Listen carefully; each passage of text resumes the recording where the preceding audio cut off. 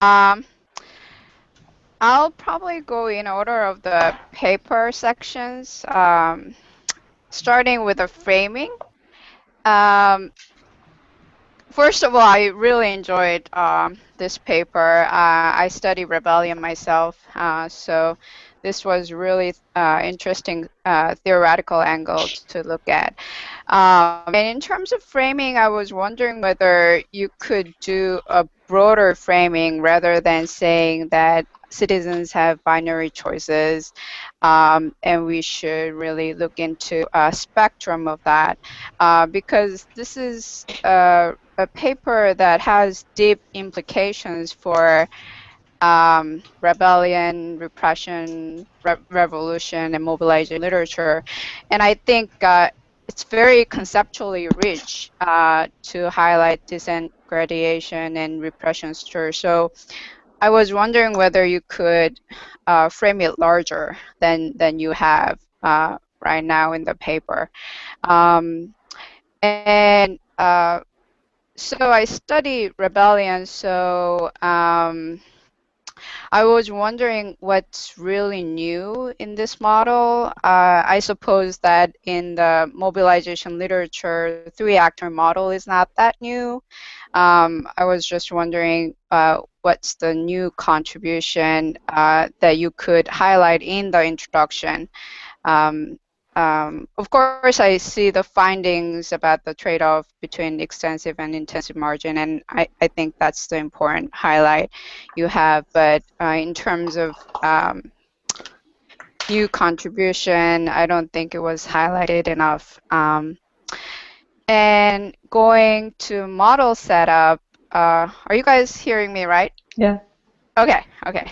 So in terms of model setup, you have this nice spatial model where all the citizens are lined up along the space, and governments are at the status quo point, which is fixed at 0, and revolutionary entrepreneur or leader can choose policy P.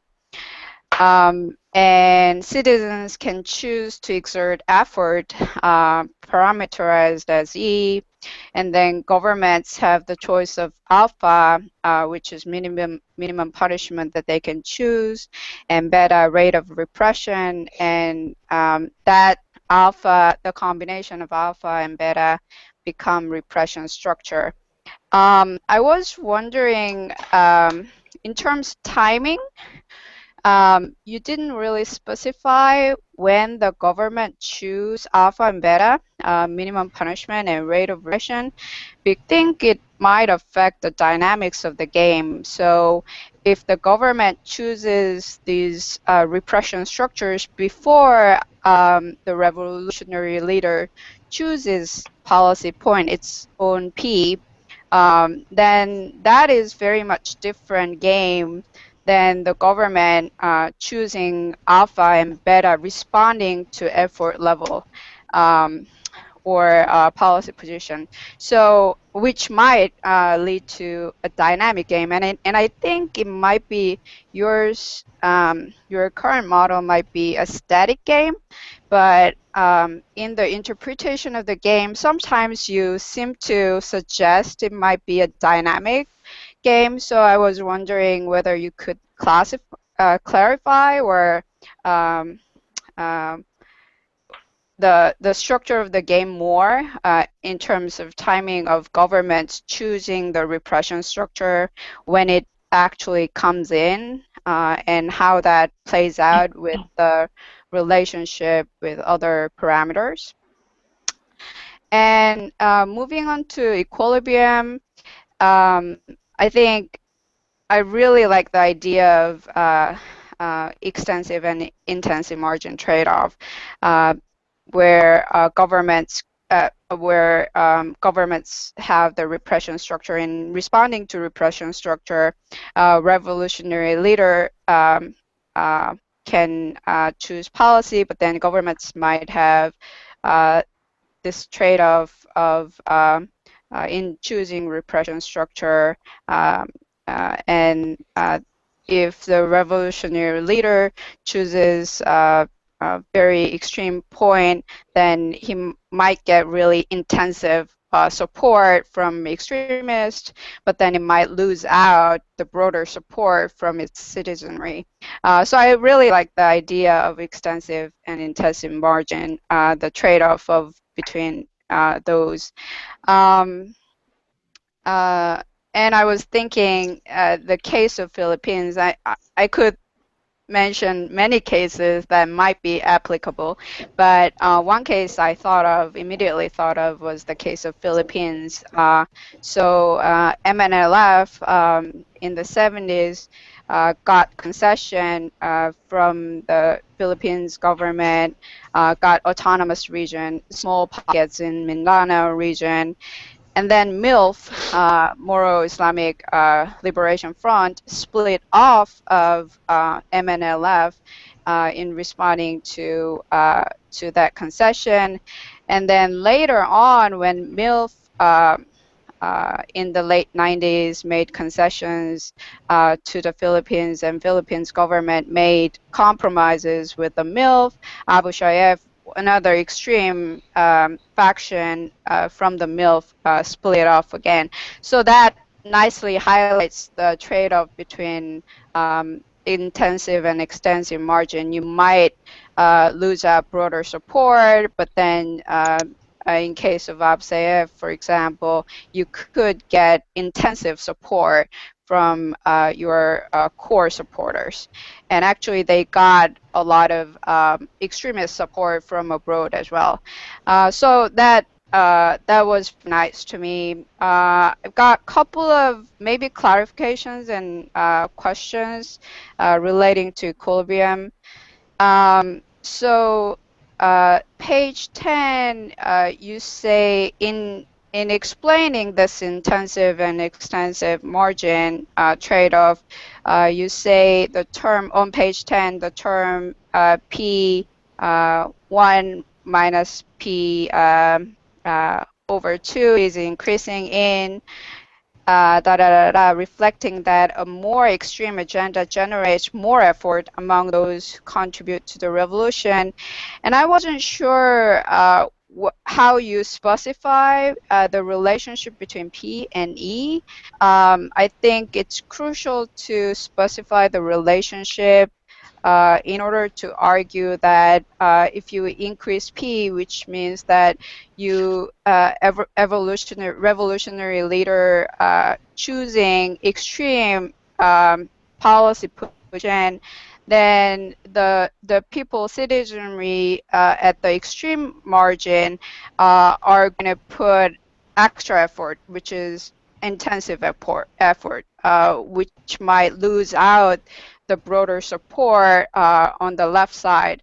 So I think specifying the relationship between P and E are critical, and I think that link is missing when you highlight and explicate the idea of extensive and intensive margin.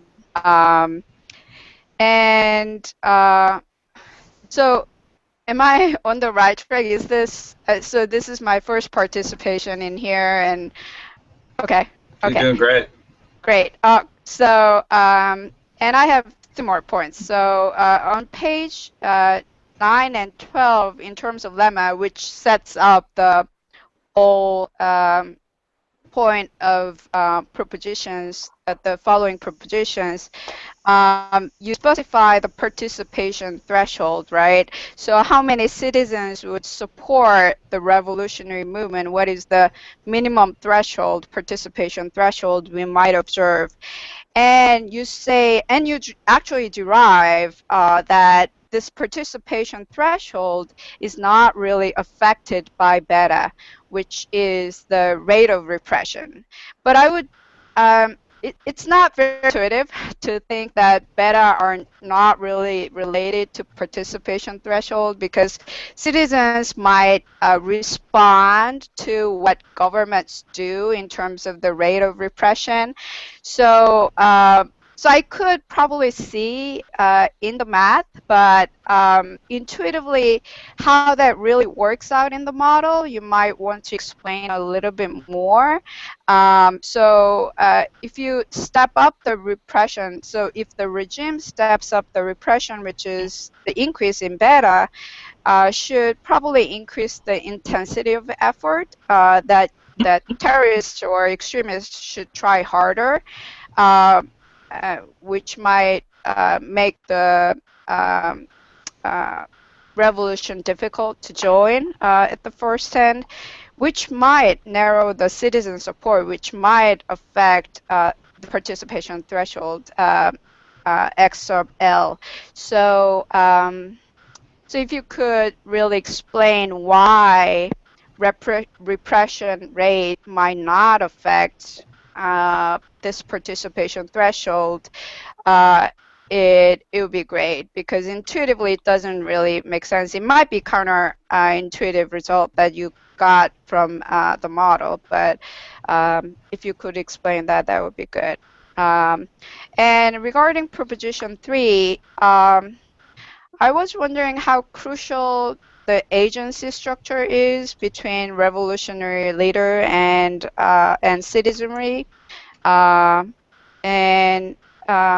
also in relation to that, I was wondering whether you thought about the agency between citizenry and the regime itself, because a lot of civil war literatures and revolution literatures see the revolution or rebellion as the competition between the regime and the citizenry.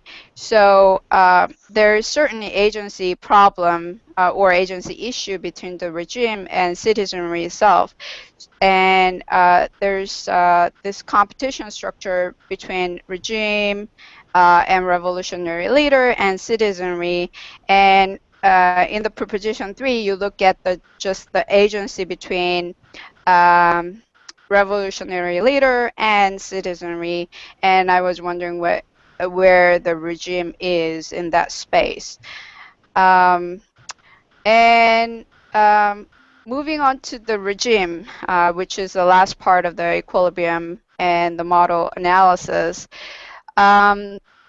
So regime's choices are, again, alpha and beta, right? So it could choose the minimum punishment, and it could also choose beta, which is the rate of repression, how to ramp up, whether to ramp up, how much to ramp up the repression.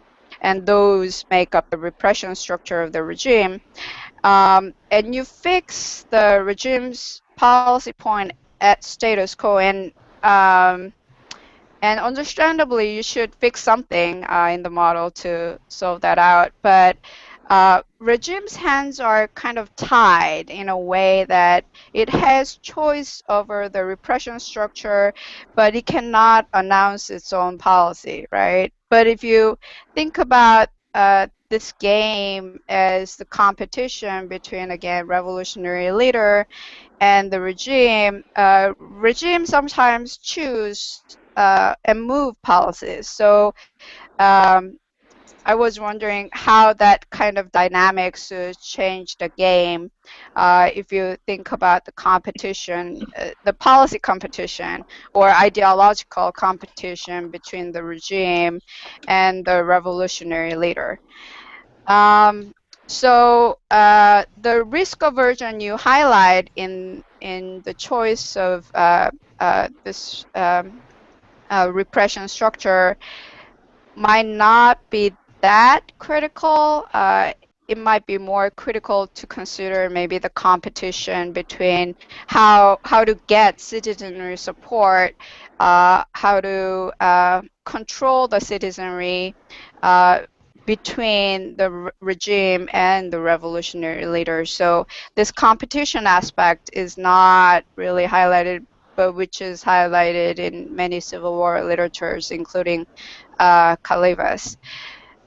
So if you see the game as the regime and the revolutionary leader vying for influence and fighting for control over citizenry, would the implications differ?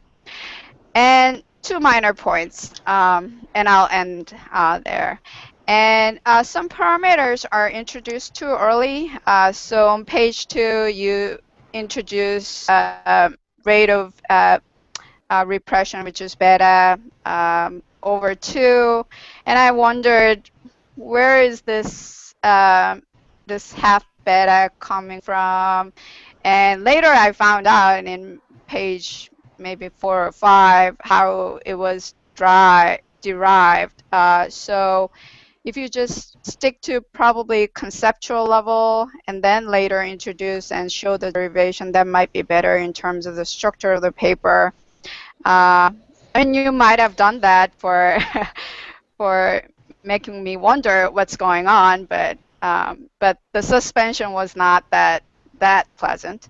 And some parameters need more tags or labels for clarification or clarifying notation. So, for example, A sub m, you didn't really specify that, although I could have guessed that's minimum punishment for ruling class with risk aversion value m. I mean, I could probably figure that out, and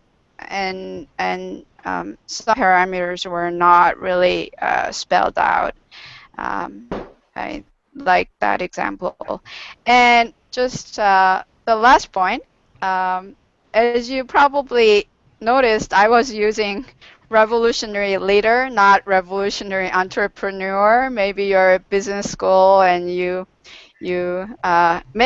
maybe like the word entrepreneur, and they are entrepreneurial in my research. I also find that, I mean, revolutionary leaders, they sometimes use Facebook, they connect themselves to social networks, and they do a lot of businesses in a creative way. So they are maybe revolutionary entrepreneurs in that way, but I mean, I really like the word revolutionary leader rather, but just a joke.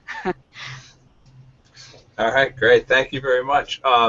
Both Danielle and Jan have joined us. Welcome. And I don't know, did I miss anyone who was trying to get in a two-finger during any of that?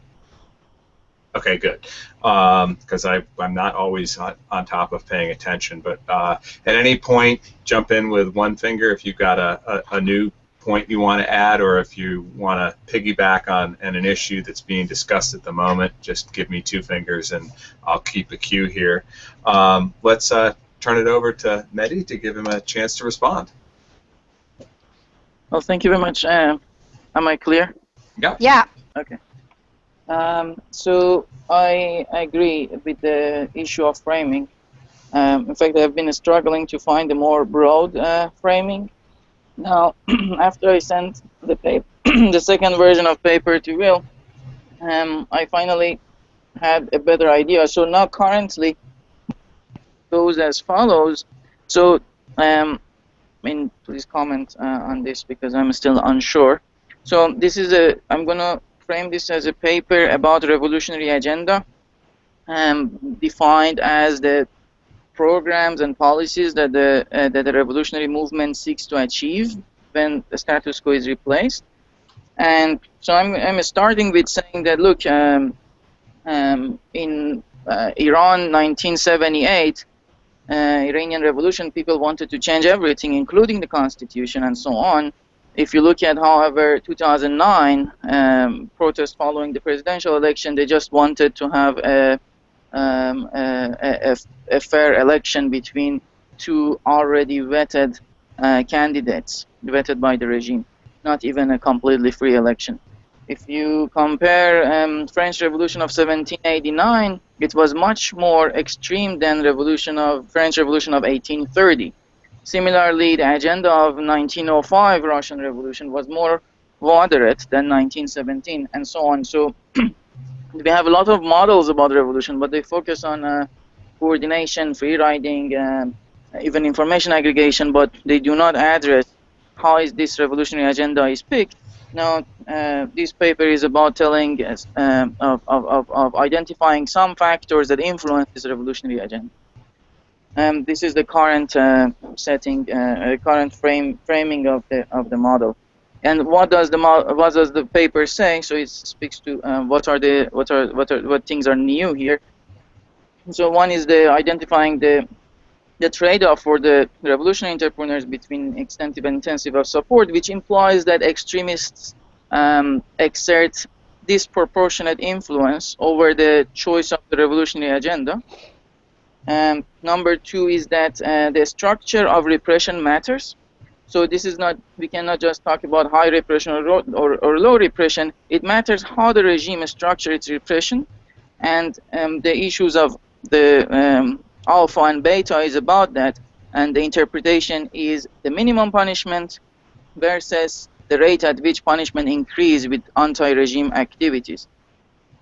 No, this is one of the main points of the model, and I contrast it with indiscriminate punishment, the sense of Kalibas and people in civil war. So that was point 2. And then point 3, I'm moving from the appendix to the main text, the issue of competition between revolutionary entrepreneurs. I'm looking at a very simple case in which instead of one, suppose there are 2 revolutionary entrepreneurs who are choosing a revolutionary agenda simultaneously, and each wants to maximize his or her likelihood of success. And I argue that if that happens, the revolutionary agenda becomes more extreme. So this will be like 3 points I'm telling about the determinants of revolutionary agenda. One is about citizenry, so disproportionate effect of extremists. Second one is about the state, which is structure of repression, and the third one is about revolutionary entrepreneurs and the competition between them. Now, as for the state, ideally, one wants to have a more quote-unquote active decision-maker state here. The state in my model is not really a decision-maker. So, and that's why the model starts with saying that there is a revolutionary entrepreneur and citizens. There is no speak of the state. No, this is to simplify the model. And so all I say about the state here is that so for the most part I take the structure of repression as given, and say that what happens given that. At the end I'm saying that, okay, now what can I tell you something new about the state's choice of this repression structure? I mean, of course, one can talk about all this, the substitution effect between concession and repression, depending on the cost of repression and concession, and also should the state choose a higher minimum punishment or a higher rate? Well, again, depends on the cost of these things. You know, the marginal rate of substitution should be equal, etc., etc. But these are like very simple things.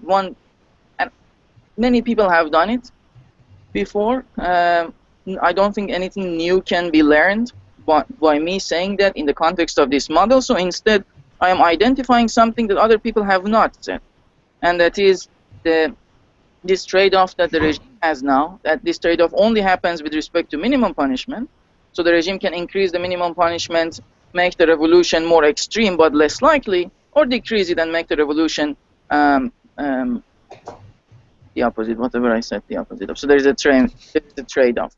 And this therefore suggests that the regime choice of the minimum punishment must depend on the risk attitude of the ruling class toward risk.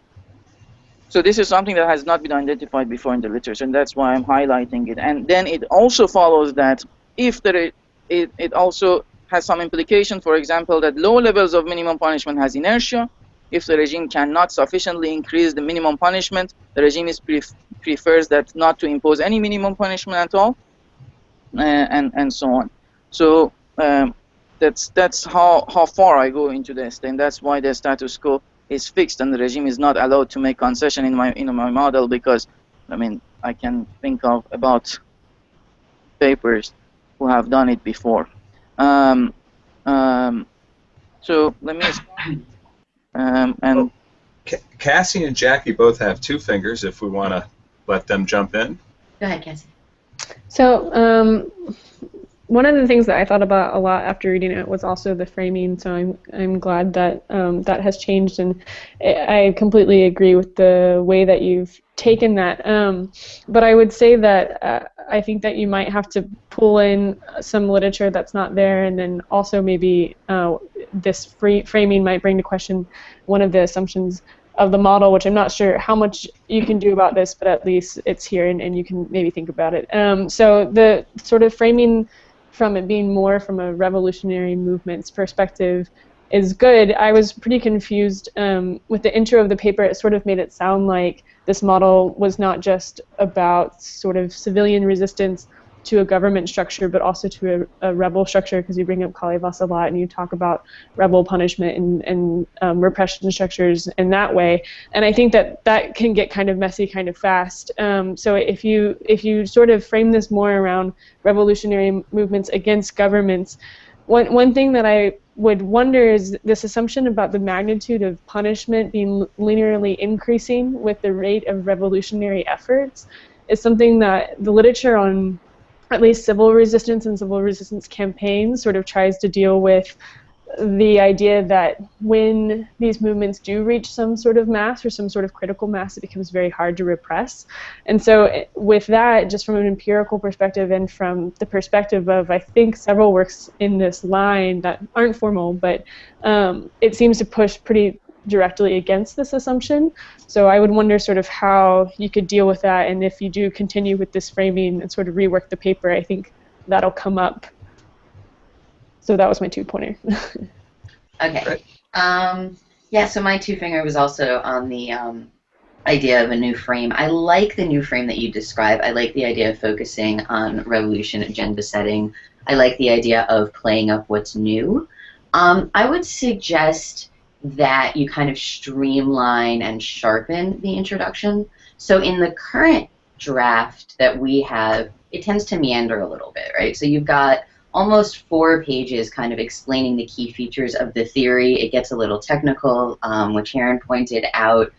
What I was looking for was sort of first a hook, something puzzling or interesting, just kind of to motivate the body of the paper, and then second, something to orient me to what was to follow, to kind of preview how you were going to solve that puzzle.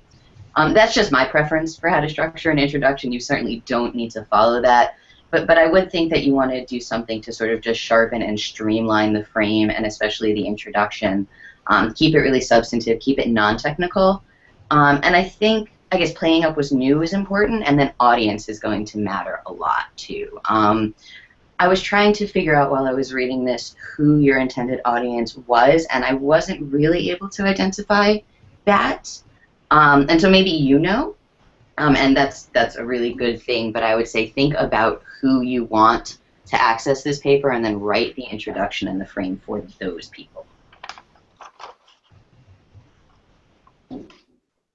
Mehdi, any response? Have you thought about outlets in terms of where you'd like to submit it? Well, so I'm probably to economics journal. So the audience most likely will be economists. However, so it does not mean that I want only the economists to read this. That's the key. Yes. But that's partly because I don't want to be kicked out of my current job too soon. Okay. So the issue with the introduction, yes, the introduction that you are looking at again is too technical. It's like I'm identifying something that it was badly framed. Well, consider the new framing about identifying the revolutionary, about identifying some factors, not even everything. In particular, I'm identifying 3 factors that have influence over revolutionary agenda.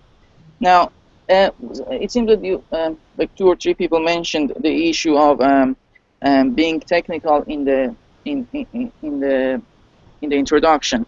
So, given that there is an important distinction between the minimum punishment and the rate at which punishment increases, I could not think of any other way to make it very clear in the introduction without putting just very simple one linear equation in there. Because when I tell you that, oh, the minimum punishment versus the rate at which it increases, it's not clear what I mean. In fact, it only becomes clear in a linear setting. If I go to a nonlinear setting, then it becomes much more messier of what these corresponding things are. So I couldn't think of any way to go around it without putting at least a linear equation there to say that this is exactly what I mean by the minimum punishment. Let me clarify what the intuition here is. When the minimum punishment goes up, so the citizens who put in effort, they cannot adjust their effort level to cancel the adverse effect of extra cost. So because this minimum punishment is indiscriminate with respect to the level of effort, that is the key. So because it doesn't matter how much effort I put in, I always have to pay that minimum punishment. I cannot lower my effort to say that, okay, the cost of action has gone up, I'm going to lower my effort to cancel that. So I cannot do that. Because I cannot do that, if I'm already putting a little effort, if I'm very moderate, I'm gonna withdraw my support completely from the revolution. Now, given that now the moderates are gone, because the minimum punishment has increased, the revolutionary entrepreneur has two choices. He can either make the revolutionary agenda more moderate, make it more appealing to these moderates that just dropped out, so that they come back in, or the revolutionary entrepreneur can make the revolutionary agenda more extreme and say that, you know what, let all those people who have already gone be outside the revolutionary support. I'm gonna extract more effort from the more extreme people. And I'm showing that this is what the revolutionary entrepreneur does, because moderates put in much low effort in the first place. And this is the intuition.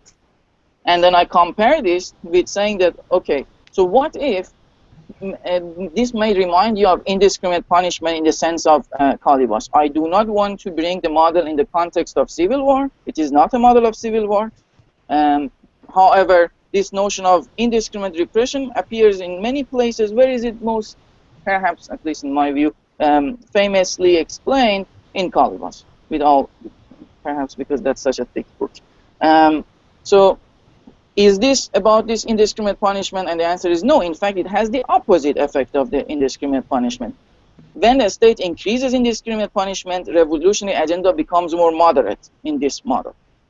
Its likelihood goes up, but it becomes more moderate. However, when the state increases the minimum punishment, revolutionary agenda becomes more extreme. However, the likelihood of revolution goes down. And this is the key to maybe one of the important things to distinguish what is new here with regard to the structure of repression. Well, I have a question. I'm going to jump in with a two-finger here. So I have a question about indiscriminate. I was quite uncertain about how you were discussing it and trying to figure out the extent to which it was similar to existing discussions. And so in listening to you talk about that, I think the question for me is it possible as a member of this society to just lay low and avoid punishment? If I put in zero effort, am I as exposed, equally exposed to punishment as someone who puts in non-zero effort? Not in my model, because if you put in zero effort, you don't get punished. Okay. In that sense, the punishment is not indiscriminate. However, right.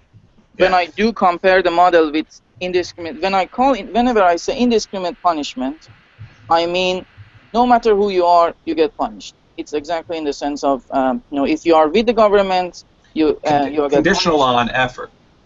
No. Look. So there are two issues here. One is what Kalivas and other people say. In those settings, whether or not you put any effort, you get punished. That I call indiscriminate punishment. Okay. In my current model, if you don't put any effort, you do not get punished. Right. Okay. And, so your usage of that term is different. Right. And the minimum punishment, sometimes I say the minimum punishment is the punishment that you get no matter how much effort you put in if you get caught. If you get caught, right. But if you don't put any effort, you do not get caught. Okay, so I did understand what you were arguing, but I was thrown. But the uncertainty came in when you started talking about indiscriminate, and so I'd encourage you to think about whether that word is useful, that particular label. If you might come up with a different label to describe. Because until you used the word indiscriminate, I was fine, and then that showed up, and all sorts of uncertainty cropped up into my head. It turns out I did follow what you were saying, but the question in my head was, why are you calling this indiscriminate? Isn't that word sort of branded in the literature, and wouldn't you be better off selecting a different one? But I call it minimum punishment. Alpha is minimum punishment. Right, and I would just stay away from the indiscriminate.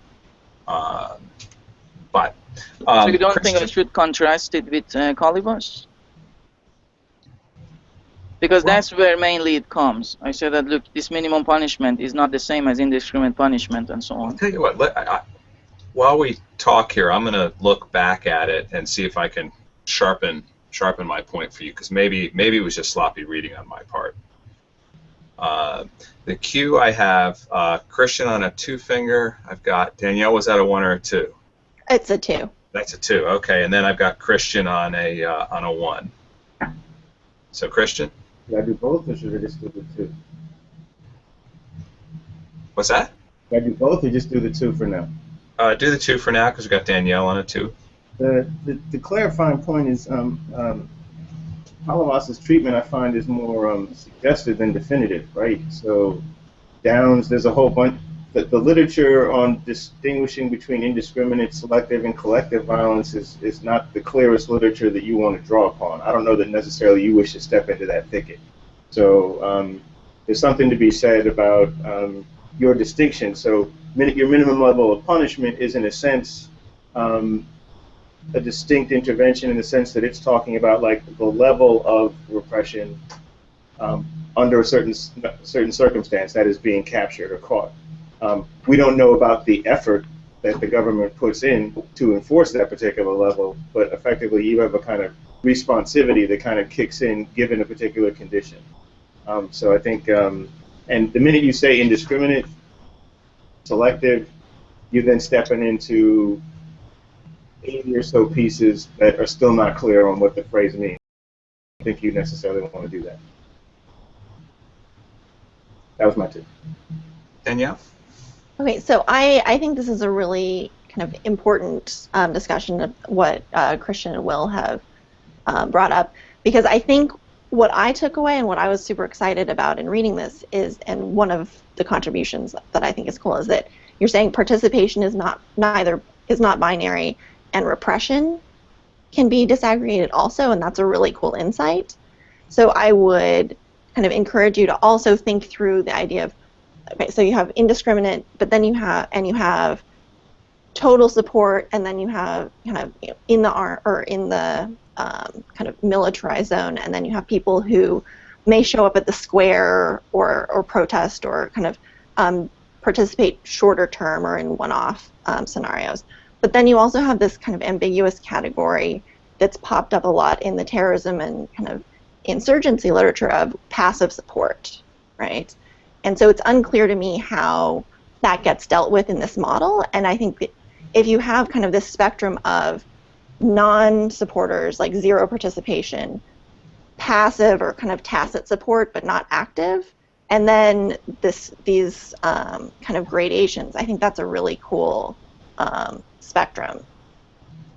And I didn't see how to think about where are the passive supporters, the people who aren't ratting you out or who are just kind of but not active, who wouldn't be kind of queued for punishment or for the minimum punishment, where they fit in. Okay, Christian? We had 2 from Alton. Yeah, I just want to say, I think, Will, I think you're looking for page 7. Okay. So page 7. That's all. Okay. What, Mehdi, did you wanna respond? Did I want to respond? I'm thinking. Okay. Well, let's move on because because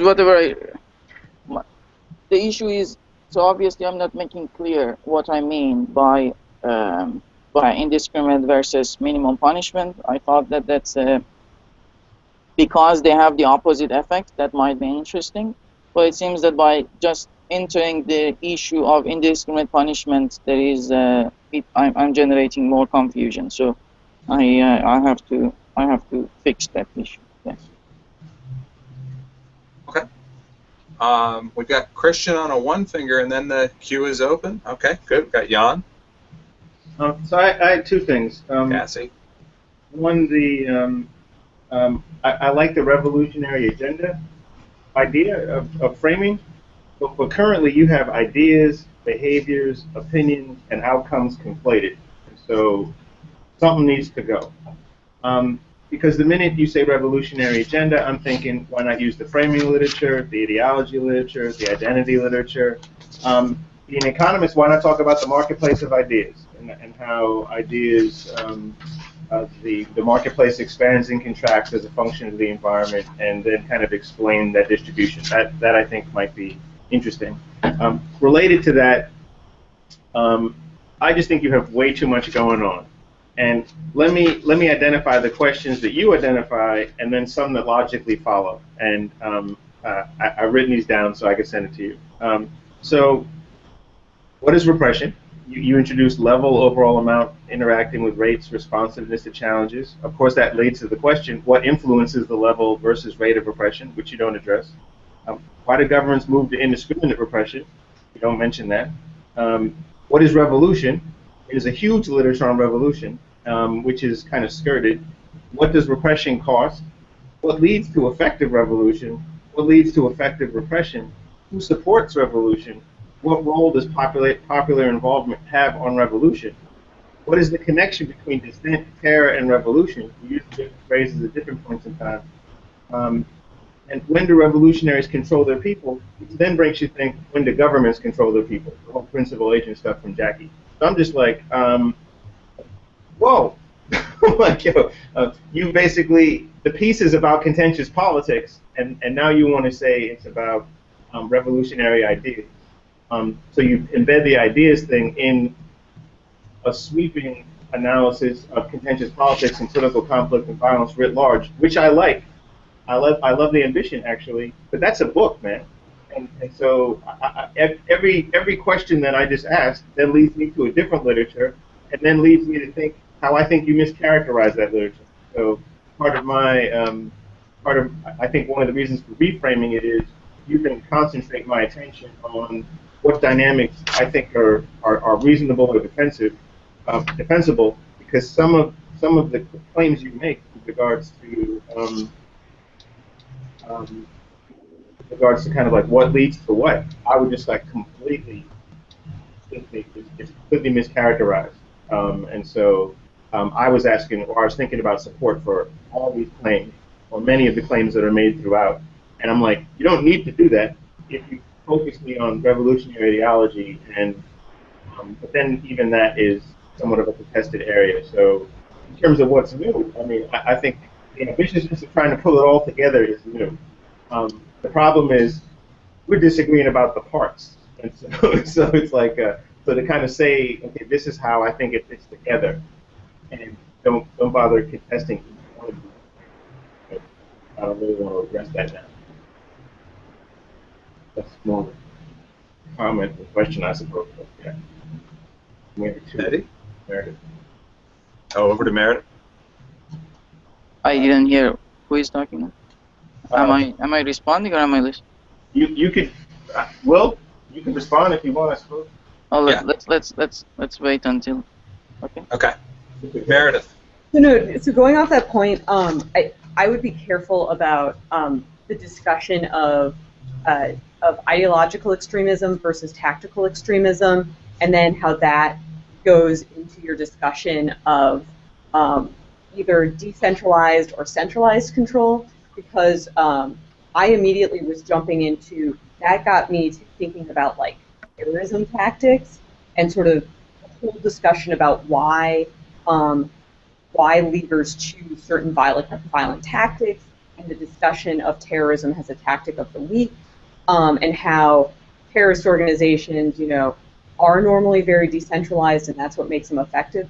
Anyway, I would just be, and I'm not sure how much saying tactical extremism versus just non-violent versus violent strategies, how much extra leverage this idea of tactical extremism is granting the piece, because it's making me think about disaggregating tactics. And I don't really think that's where you're getting leverage, because then I'm running off and thinking about all of the pieces associated with terrorism tactics versus more mainstream rebel or insurgency tactics.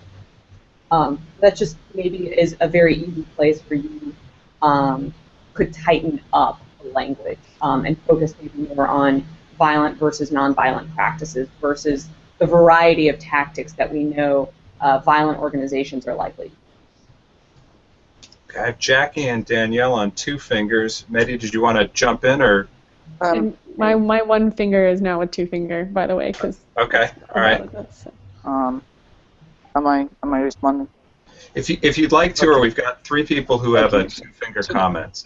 So let me respond now.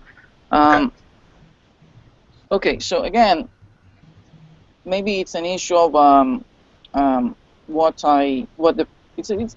it seems that this is really an issue about what I want to say here, as opposed to so I'm not trying to explain a whole revolution or a movement, etc., and so on. That's not.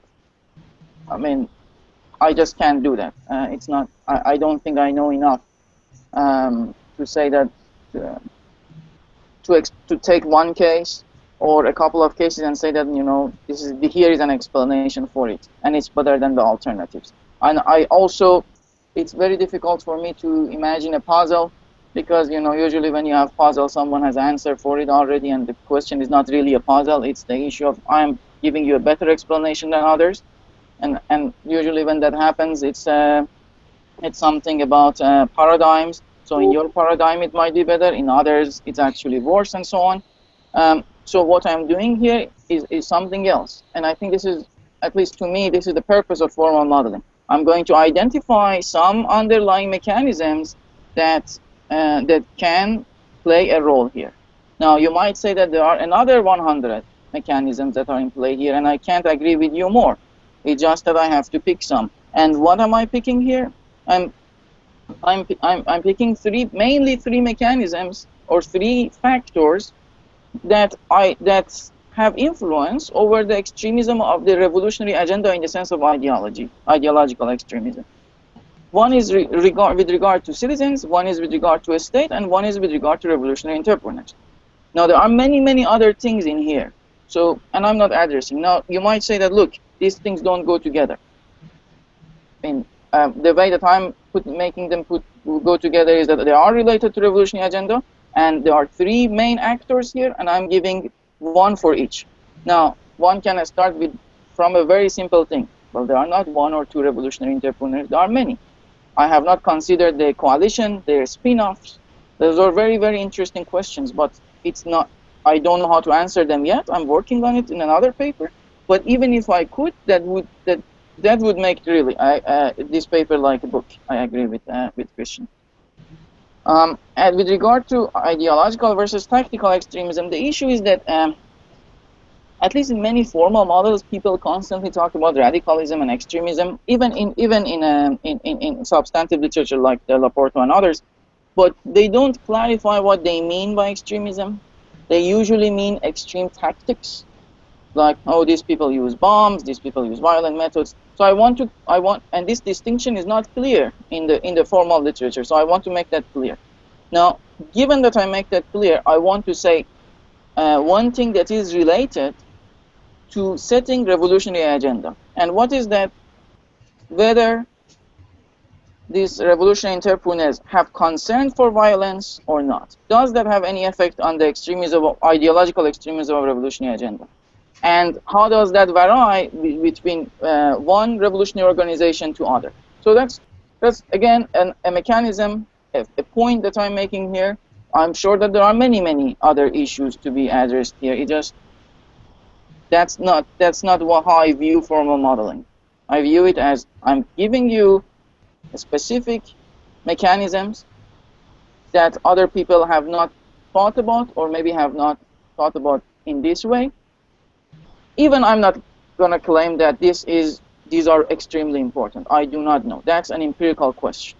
But this is I have minimal view of how formal models should act or should be perceived.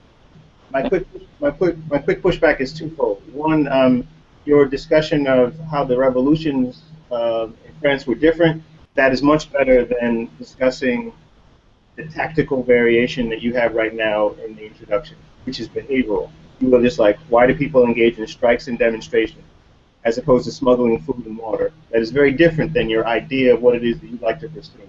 So if you like revolutionary idea, then don't mention tactics. That makes me think about tactical selection. What you want to talk about, I think, is content of the revolutionary claims making, content of what it is that they're putting forward as an idea of an end as an objective. So that would go a long way. The second pushback point is I understand the endeavor of the formal modeling, but if you are putting forward propositions that empirically have been either unresolved or not supported, then why should I believe you? All right, Chris, you jumped the line there. We got Jackie, Danielle, and Cassy on two fingers. Oh, my bad.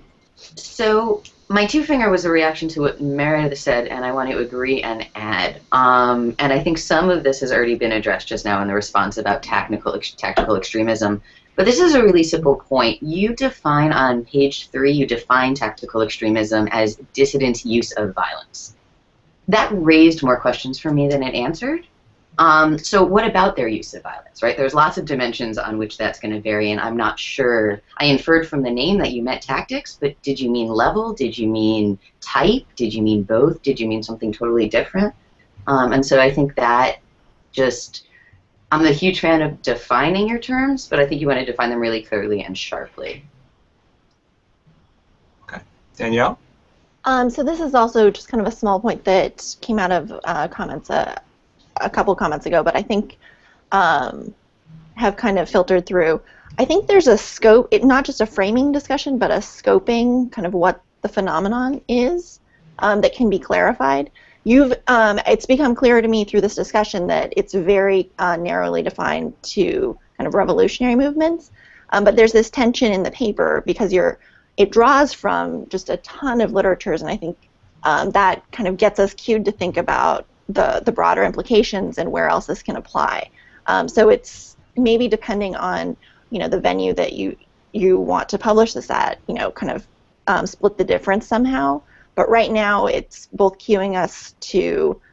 So I think your intention is for it to apply very narrowly to revolutionary movements, but kind of the breadth of the literature that we're being cued on in reading it. It kind of gives us ideas where else it might apply, which is good, but scoping, I think, would be something I would emphasize, or just being really, really clear about narrowing that in. Cassy? I think that, figuring out the scope and defining these things are important, but for me this was a really huge part of understanding the contribution of this paper. So for me, I went back through the paper trying to figure out what it meant to be more moderate or be more extreme. And when you look, I'm pretty confident you assume that the revolutionary entrepreneur only seeks to maximize the possibility of overthrowing the status quo. And if the status quo is the government or the regime in power, then by default the sort of content question that Christian was talking about is this content of wanting to overthrow a regime. And so the thing that would vary are tactics, not sort of aims. And so I guess when you're trying to break apart this shifting that you have amongst the citizenry, I know you define them as sort of uniformly distributed in this space, but when you're trying to say that, okay, so they shift to be more moderate, they shift to be more extreme, it becomes very important to know what that actually means if the thing that is stable is the fact that the leader wants to overthrow the regime or wants to overthrow the status quo. So to me, that was a really big part of the paper that was sort of moving a lot throughout the paper, and if you can clarify that, then I think your contribution is a lot clearer. And maybe you can clarify that right now. Maybe that's just the question that we're all having in summary. I did not follow. Oh. I did not follow. So what is not clear? I was listening. Go ahead, Cassy. I can repeat, or if someone else who's been talking about this wants to jump in. I didn't see if there were any two fingers. But what's not clear to me is what it means to be moving from more moderate to extreme. Okay. If the assumption is that the revolutionary entrepreneurs' baseline is that they want to overthrow the status quo, and if the status quo is that the government is in power. Yes. So let me clarify exactly what I mean. So there is a current status quo policies and programs. Right? You can have different policies and programs set by the government. These new policies can be slightly different from the status quo. They could be very different from the status quo. So, like the example that I want, consider a case of redistribution, just the simplest case. Suppose you want to raise taxes by 1% or 2%, like United States, or consider you want to raise taxes by 80%. Or 60%, and make it almost a communist state. So these two are not the same. These two policies don't have the same level of extremism.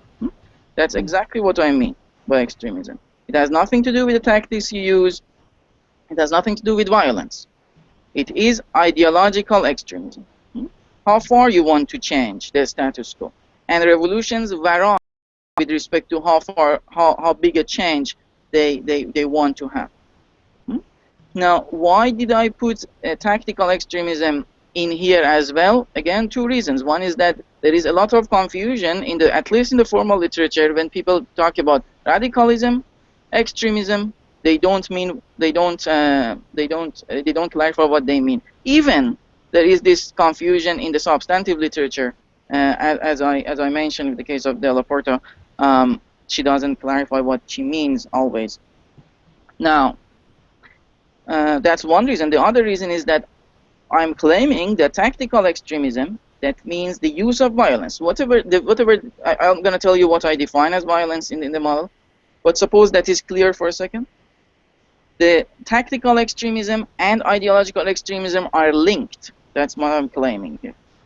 The extremists who really want to change the status quo, they are more prone to use tactical extremism because they are very unhappy with the current the status quo. So let me stop here. Okay. Hyeran had a two finger, and we've still got Jan waiting very patiently on a one finger. Jan? Yes. So, Mehdi, you explained your paper in an intuitive story, but I think still alpha does, minimum punishment does a lot of heavy lifting. So I was wondering whether you could clarify the role of beta, which is the rate of repression. So in your model, lemma 1, proposition 2, beta reduces the likelihood of success from the perspective of revolutionary leader. It affects citizenry's effort, but it does not affect revolutionary agenda. It does not affect the participation threshold for citizens. So I mean, it does a lot of things, but in your intuitive story, beta doesn't really factor in. So I was wondering whether you want to highlight that in a little bit more in the context of lemma 1 and proposition 2, or not. I don't know. I mean, and I'm still not satisfied with your defense that beta is not really dynamic because, I mean, I think the rate of repression changes over time, and government is a strategic actor. And I know, I mean, this is a lot in the current paper, but just for my satisfaction, I kept thinking, wouldn't it be more broader theory if you consider governments changing their rate of repression in responding to effort, in responding to the participation threshold, and in responding to other parameters you have. So that just like keeps me thinking. Well, yes, that would be much better. I agree with you. Again, I have to abstract from many aspects. That's one of them. Now, if, are the government constantly change their structure of repression? Sometimes they do, sometimes they don't.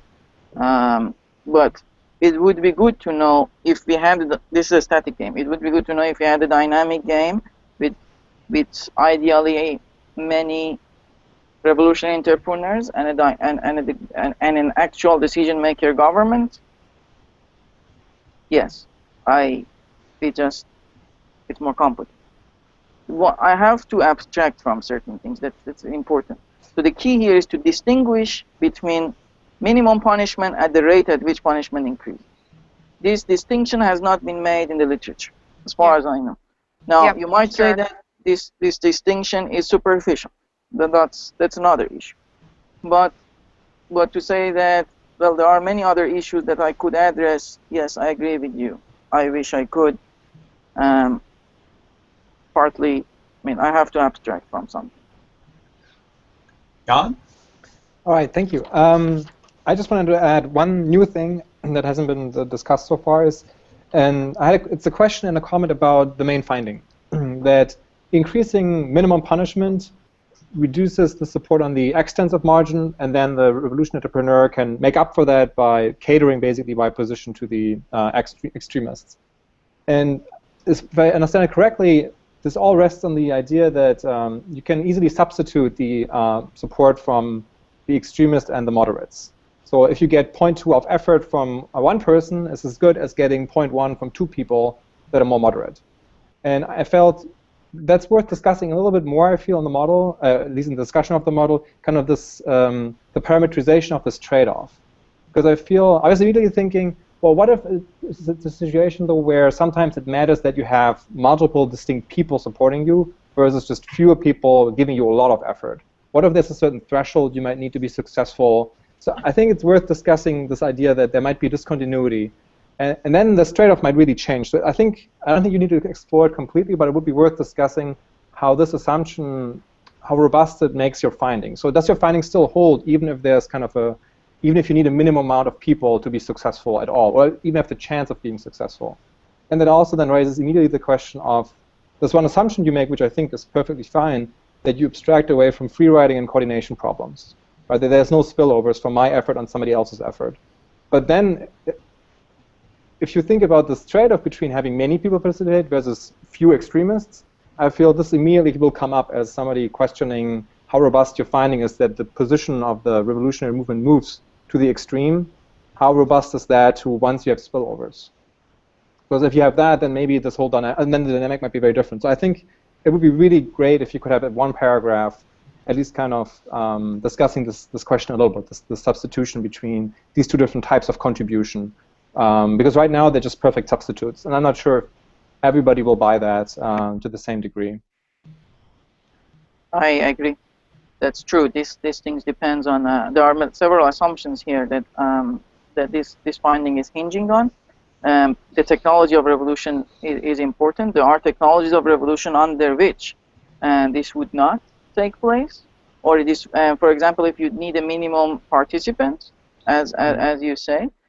Then perhaps at the beginning, you observe the effect that is identified in the paper, but eventually this effect dies down and revolution does not become more extreme because you need at least some minimum people to participate. So you cannot let them go to generate more. So let me actually do a lot of do another disclosure.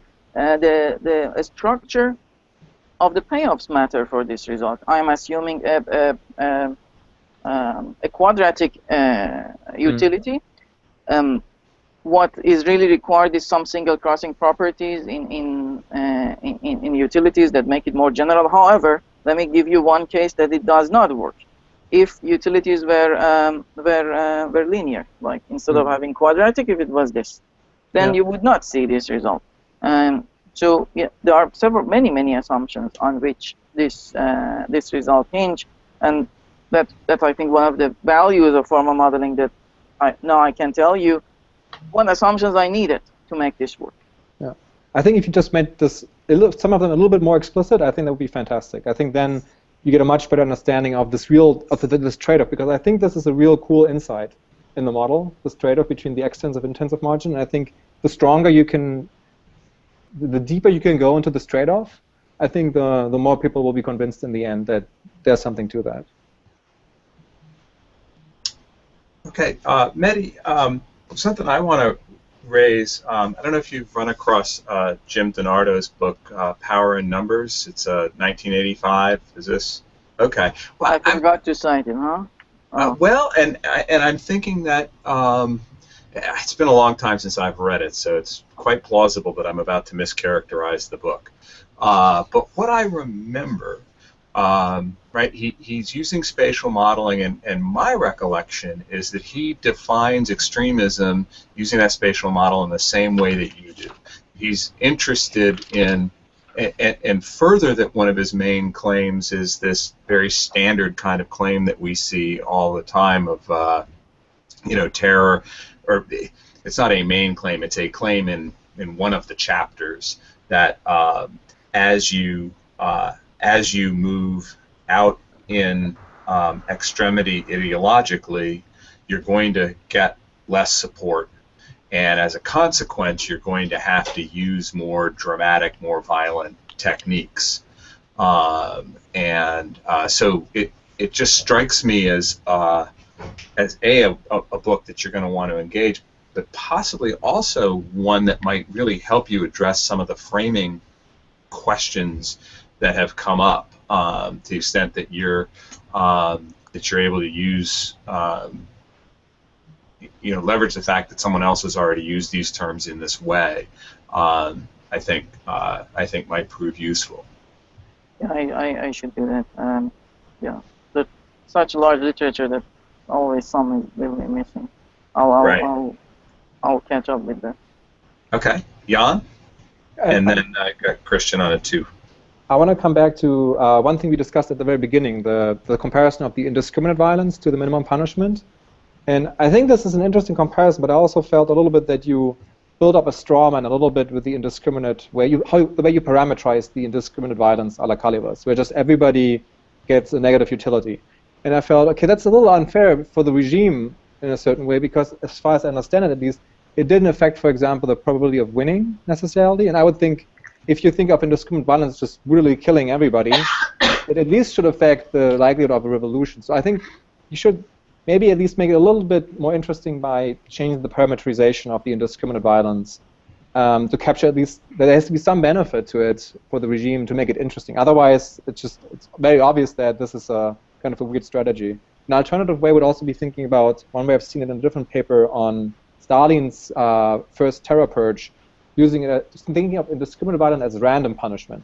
Not that you punish everybody, but that you don't discriminate on any observable characteristics, whether they're punished or not. So I'm not sure if that would change the results, but it's maybe a little bit a different way of thinking about discriminate violence, a different way of parameterizing it that might be easier to swallow for people who read it. That's true. I could model it as random. It wouldn't change the result. But yeah, I'm going very stylized with this indiscriminate punishment just because I want to make a point. Maybe I should make it more clear. It does change the likelihood of revolution. Indiscriminate punishment But I'm gonna make it more clear. I just want to write 1 or 2 paragraphs on it, but either I need to write more, obviously, or less. Like remove it. Yeah. By less, I mean remove it. Christian? There's some suggestions, and then my increasingly inconvenient perceptions of the characterizations of the repression literature. One, on the extremism issue, I think people that talk about radicalism get to the same exact issue or radicalization that might be useful. There's a special issue in ICTJ, William Gamson's Strategy of Social Protest, and then your 2 dimensions of ideological and behavioral extremism are captured well in Tilley's For Mobilization and Revolution explicitly. There's no way that I think Della Porta's piece is a piece of build your piece around North Side in the way that you do. Sorry, I didn't hear it. What is? Drop Della Porta basically is a central review that she didn't. There's no piece that disaggregates participants into moderates, radicals, and ordinary people and engage exactly how repression leads to movements. I mean, I can't think of one, and normally I'm kind of like, yeah, I can name like 5 or 6.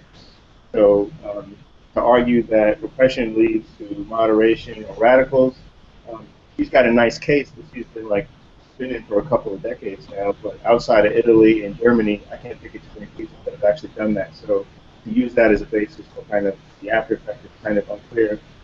Your utilization of the qualitative and quantitative literature is intriguing, right? Because you'll use Della Porta to support one point and then Cohen Tate to support another, and that's just like very different types of social science. So the unevenness with that I'm kind of unclear about. And if you have a piece that has revolution in the title, regardless of what discipline you're coming from, Goldstone's going to get it. And unless you engage exactly whether or not Goldstone's characterization of revolution follows how you say revolution occurs and the circumstances under which it's successful, which it doesn't right now, I think you might have a problem. On the repression thing, this is a question.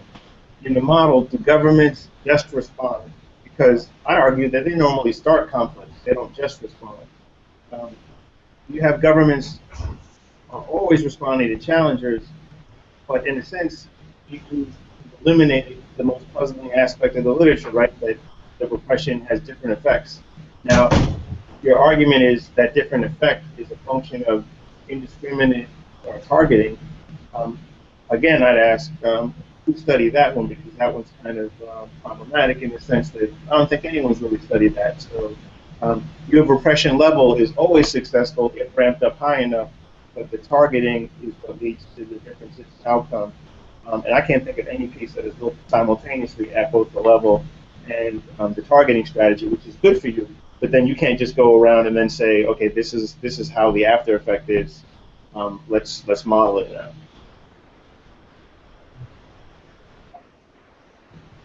I could read it if you didn't hear that one. Do you have a response, Mehdi? Okay, I didn't want to interrupt, but okay, it's my ears obviously, but I was only hearing pieces. Can you? I can hear Will very well, but yeah, can you? I think Christian, I think your speakers might be. If you're going to talk, if you could kill the speakers. Oh, that's why. I see. I haven't done this before. No, it's not you, Mehdi. It's Christian. Oh, okay. I think his speakers are somehow feeding back when he's talking or something, because it is dropping in and out a little bit. Is that clear? Yes. Yeah. Better. Yeah. Okay. So the first, so the first point was kind of some suggestions for literature. So what you're framing as extremism right now could alternatively be characterized as radicalism or radicalization. And there's a good special issue in ICTJ that talks about it. You could also go back to William Gamson's Strategies of Social Protest, or your two-dimensional conception of ideological and behavioral radicalization or extremism. It's discussed very well, I think, in Tilley's From Mobilization to Revolution. The second point regarding suggestions, I was suggesting not to as centrally discuss Della Porta as you do, because I would actually argue that many of the claims that she makes are actually not empirically examined in a way that would be worth kind of basing a particular model on. And the imbalance in how qualitative and quantitative research is used, at one hand you'll use Della Porta to support a point, and then you turn around and use Poe and Tate to support a point. And I think those the bases of evaluation and quality of the studies are very different.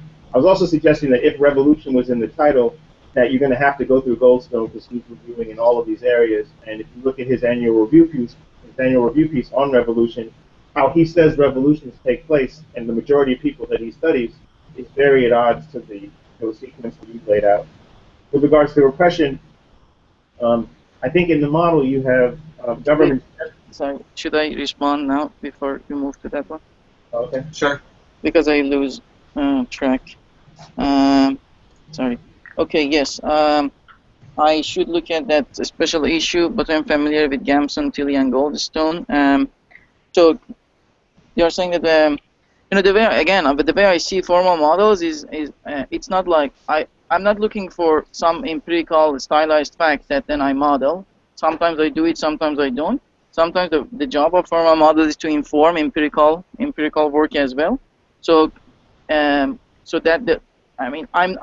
not saying that because the Laporta says such and such, I'm modeling such and such. I'm saying that here is a reasonable mechanism. Maybe it's correct, maybe it's not. But it's for empirical people to identify. You might want to be clear on that, though. What? You might want to be clear right now. You make it seem like Della Porta reviewed this and this says this, so that I'm gonna run with that particular inclination and now put it part of the model.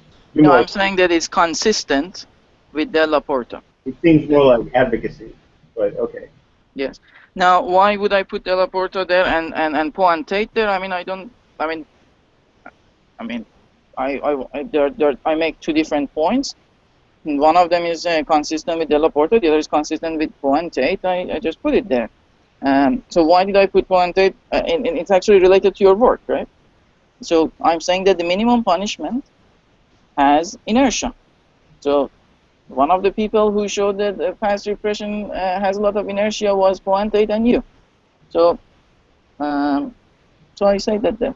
That said, Della Porta's 3-decade-long investigation of Italy and Germany, I wouldn't necessarily put in the same light as what these other people did. So if you believe that you're able to kind of pick and choose throughout social science for some interesting information and then say that's reasonable, then I didn't know that was the enterprise. I did not hear. Sorry. Damn. Okay, if someone did hear me, then you want to pass that one on. But I'll move on. At present, you have repression just responding to challengers. What about the claim that repression starts the conflict? It's a very good point. I'm working on that in another paper. I'm abstracting from that. That's a very important question. We do not have any formal model of that, as far as I know. It's not in here. Repression does not add to grievances. I am working on another model that repression does add to the grievances. This is not to say that that issue is not important. That's very important. I think that matters. It's not here. The last one was, right now you have things being driven by grievances, but what about the kind of mobilizing structures and the political opportunity structure component of the Holy Trinity, right? You've kind of left those two out. So the only place that political opportunity comes in here is through repression. That's the only place that it's very important that I convey this idea that I'm not trying to model everything. I'm identifying mechanism. That's all I am doing. There are many other mechanisms that are in play I'm abstracting from. I'm not even claiming that these mechanisms must hold all the time or they are most important mechanisms in such and such revolutions. That I don't know. That's an empirical question. I'm not addressing that. All I'm saying is these are reasonable things. They might be important or not. That depends on depends probably on the case, and that's not for me to say. This is a minimal. This is a minimal piece. Mehdi, one of the things that I was wondering is whether you felt you could sharpen what the observable implications of your main findings would be. And I think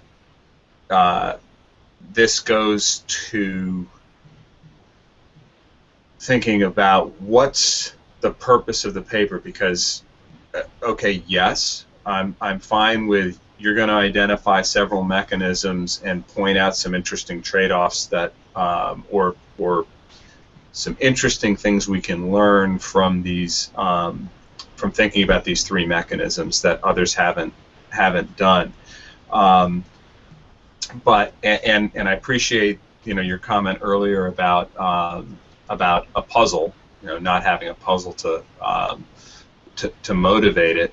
But I would be more satisfied, I think, if I personally could come away with a stronger sense of some observable implications, or a particular set of cases that are illuminated well that we weren't. I mean, this pushes you back toward the puzzle, which you've already pushed away from.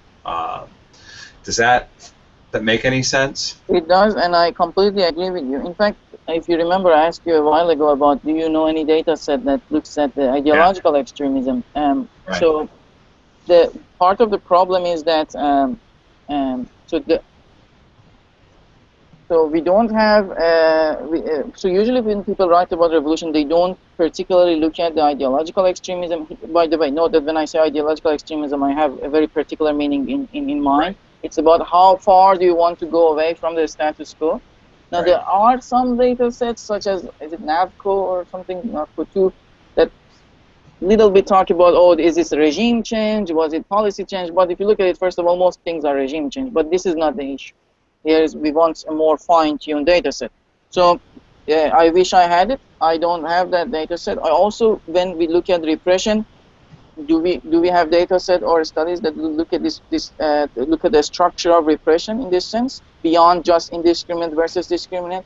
Not that I know of. Maybe there is something out there. So the empirical implications are out there. It's just that okay, I don't know about we, but as far as I know, the literature have not thought about this issue of extremism in the sense of how far do we want to go away from the status quo. So I guess what I'm saying is, if you look at any of your propositions, I appreciate the point about the data, and I'm not saying you should do the actual tests.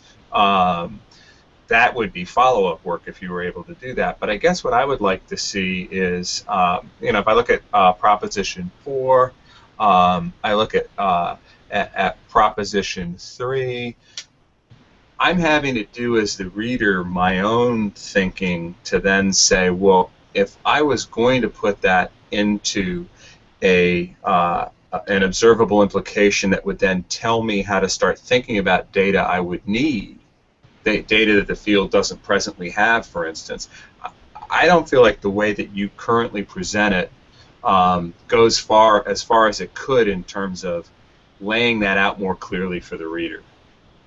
That is true. I was not getting too much toward that. Maybe I should. I guess that's what I'm asking, right? Would that be something that it would to me as a reader, but that may not be the objective that you have for the paper. But it would be useful if I do that. I only do that a little bit when I talk about what can we say what are the things that we can associate with the minimum punishment, and I say that, look, you can associate a weak judiciary with minimum punishment, or the use of torture with minimum punishment. Although I didn't want to emphasize it too much, because you can interpret it in many different ways. You could.